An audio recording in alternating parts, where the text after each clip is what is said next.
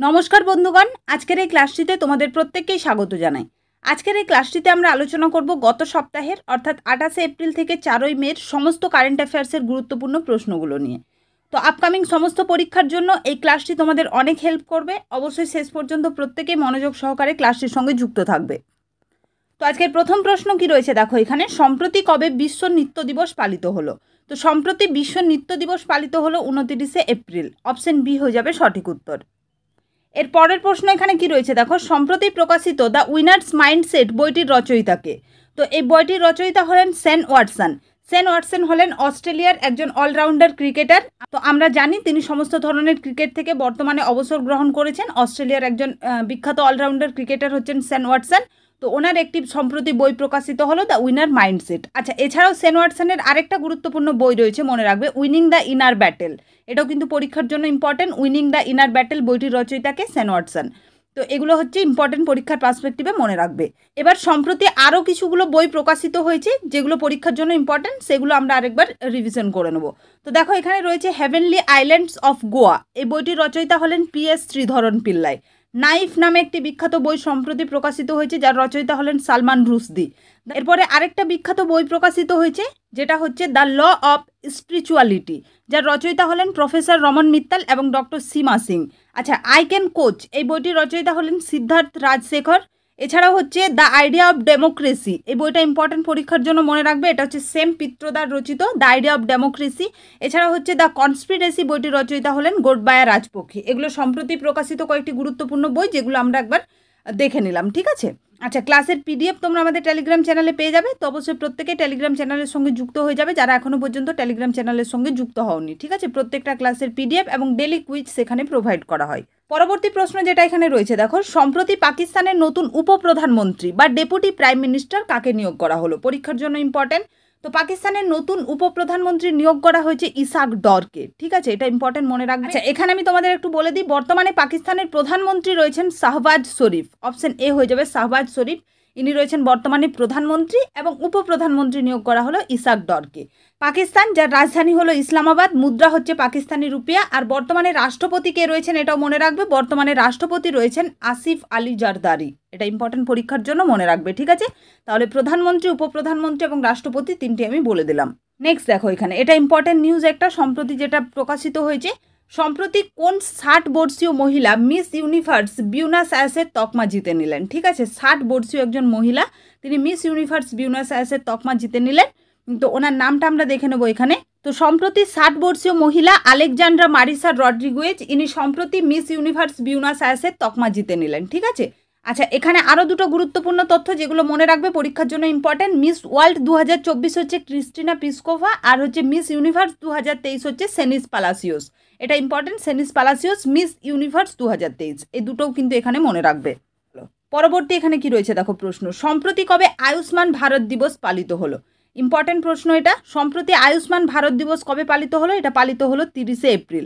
আচ্ছা, আয়ুষ্মান ভারত যে যোজনাটা ছিল, যেটা হচ্ছে PMJAY, প্রধানমন্ত্রী জন আরোগ্য যোজনা, তো সেইটাকে স্মরণ করে মেনলি আয়ুষ্মান ভারত দিবসটা 30শে এপ্রিল পালিত হয়, ঠিক আছে? এটা ইম্পর্টেন্ট, পরীক্ষার জন্য মনে রাখবে। শুধু ডেটটা মনে রাখবে, আয়ুষ্মান ভারত দিবস কবে পালিত হয়।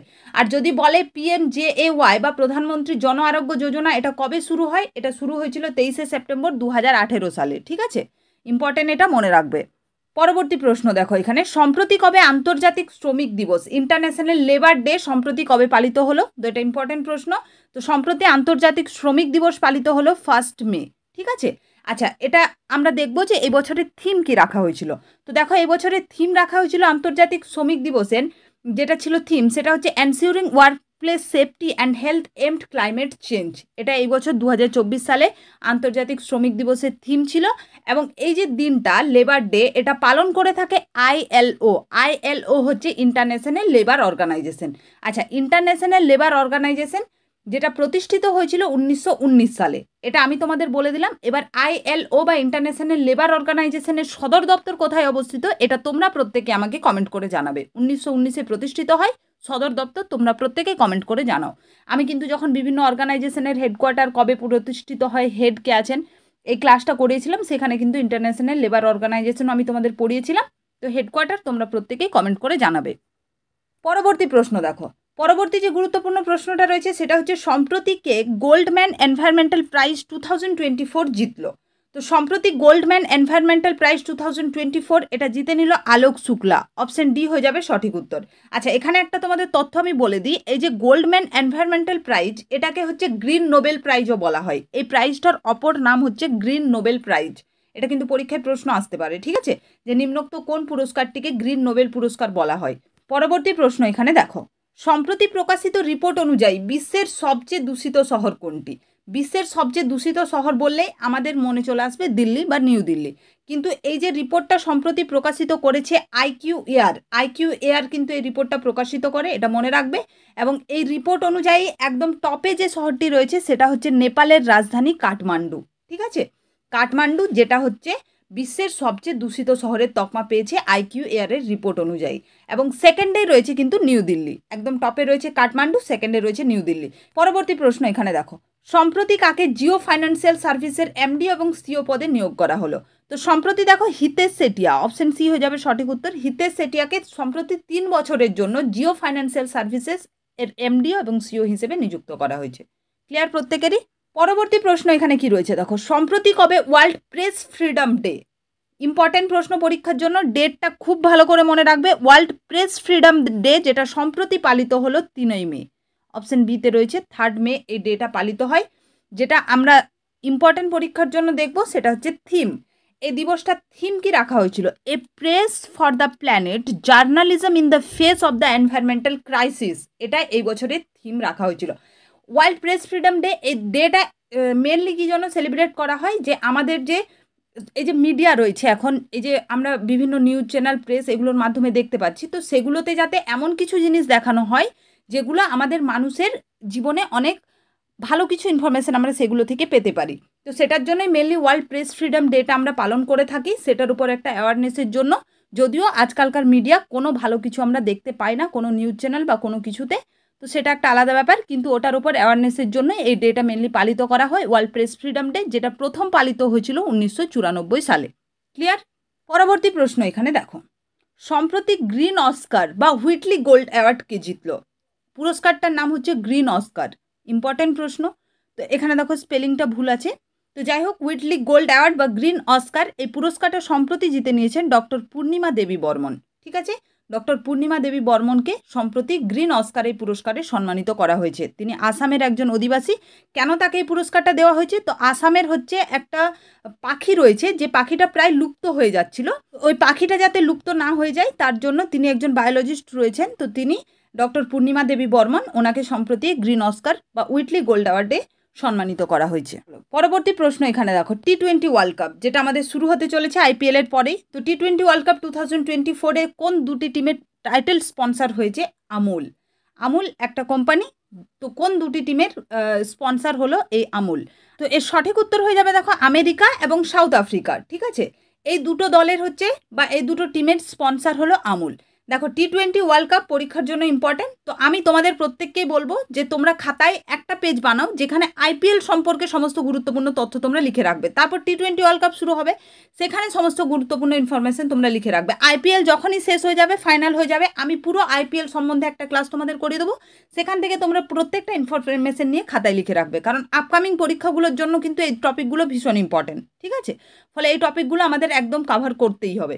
আচ্ছা, আরেকটা তথ্য এখানে তোমাদের আমি বলে দিই, টি-20 ওয়ার্ল্ড কাপ এই যে হতে চলেছে 2024, তো এটা কিন্তু হোস্ট করবে আমেরিকা এবং সাউথ আফ্রিকা, এই দুটো দেশই কিন্তু হোস্ট করছে এবছর। এবং মনে রাখবে আমাদের ভারতীয় দলের ক্যাপ্টেন রয়েছেন রোহিত শর্মা এবং ভাইস ক্যাপ্টেন রয়েছেন হার্দিক পান্ডিয়া। চলো নেক্সট দেখো, এখানে অক্সফোর্ড বুক স্টোর বুক কভার প্রাইজ 2024, এই যে সপ্তাহটা না, এই যে 28 যে এপ্রিল থেকে 5 মে বা 4 মে পর্যন্ত যে সপ্তাহটা না, এখানে প্রচুর হচ্ছে নতুন নিয়োগ করা হয়েছে, বিভিন্ন পদে বিভিন্ন ব্যক্তিকে নিয়োগ করা হয়েছে এবং প্রচুর কিন্তু পুরস্কার প্রদান করা হয়েছে, ঠিক আছে। তো সেগুলো আলাদা আলাদা করে আমি শর্টসের মাধ্যমে তোমাদের দিয়ে দেবো, যে এই সপ্তাহে কি কে কোন পদে কি নিয়োগ করা হয়েছে বা কী কী প্রাইজ ডিস্ট্রিবিউট করা হয়েছে, কিন্তু প্রচুর নিয়োগ করা হয়েছে, এটা আমি তোমাদের বলে দিচ্ছি। তো যাই হোক, অক্সফোর্ড বুক স্টোর বুক কভার প্রাইজ 2024 এটা জিতে নিল ভাবি মেহতা। অপশন বি হয়ে যাবে সঠিক উত্তর। পরবর্তী প্রশ্ন এখানে দেখো, ন্যাশনাল জুট বোর্ডের সেক্রেটারি পদে কে নিযুক্ত হলেন? ইম্পর্টেন্ট প্রশ্ন। তো ন্যাশনাল জুট বোর্ডের সেক্রেটারি পদে সম্প্রতি নিয়োগ করা হয়েছে PS দীনেশ কুমারকে, ঠিক আছে। এখানে দেখো রয়েছে তো সম্প্রতি ওনাকে ন্যাশনাল জুট বোর্ডের সেক্রেটারি পদে নিয়োগ করা হয়েছে। পরবর্তী প্রশ্ন দেখো, এটা ইম্পর্টেন্ট, সমস্ত পরীক্ষার জন্য আমি স্টার মার্ক দিয়ে দিলাম। ইন্ডিয়ান নেভির ভাইস চিফ পদে সম্প্রতি কাকে নিয়োগ করা হয়েছে? এটা ইম্পর্টেন্ট, ভালো করে মনে রাখবে। ইন্ডিয়ান নেভির ভাইস চিফ পদে সম্প্রতি নিয়োগ করা হয়েছে কৃষ্ণ স্বামীনাথনকে। অপশন এ হয়ে যাবে সঠিক উত্তর। চলো পরবর্তী প্রশ্ন এখানে দেখো, ভারতের প্রথম কনস্টিটিউশন পার্ক কোথায় লঞ্চ করা হলো? তো সম্প্রতি পুনেতে কনস্টিটিউশন পার্ক লঞ্চ করা হলো। যেহেতু ভারতের প্রথম এটা, তাই এটা আমাদের পরীক্ষার পার্সপেক্টিভে ইম্পর্টেন্ট। ভারতের প্রথম কনস্টিটিউশন পার্ক কোথায় লঞ্চ করা হলো? পুনেতে।